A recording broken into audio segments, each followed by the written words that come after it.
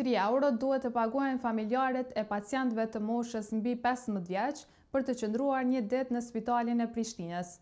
Sipas shërbimit spitalor dhe klinik universitar të Kosovës, roli i tyre është më shtets dhe emocional, dhe pagesa është më ulët se vendimi të vitit 2024, kur tarifa ishte €5, ndërsa kujdesi shëndetësor mbetet përgjegjësi e stafit profesional. Në realitet, shumë familjarë nuk qëndrojnë në spital vetëm për mbështetje emocionale. Në shumë raste janë pikërisht ata që ndihmojnë pacientin të ushqehet, të lëvizë, të marrë barna. Ka dhe situata kur vetë stafi ju sugjeron familjarëve që dikush të qëndrojë me pacientin për të kujdesur për të.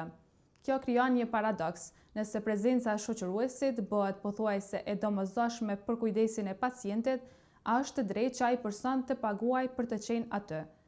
Një tjetër pyetje që qytetarët shpesh e bëjnë është se çfarë ndodh kur pacienti nuk ka askënd pranë.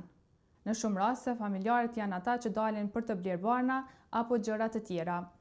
Nëse pacienti është vetëm, a e merr përsipër spitali këtë pjesë? Këtu janë dilema reale që nuk lidhen vetëm me €3 si shumë, por me mënyrën se si funksionon në praktik kujdesi shëndetësor.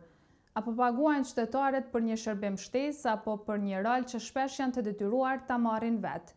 Përgjigjja e kësaj pyetje është ajo që do të përcaktojë nëse kjo mas shihet si e arsyeshme apo si një barë tjetër për familjarët e pacientëve.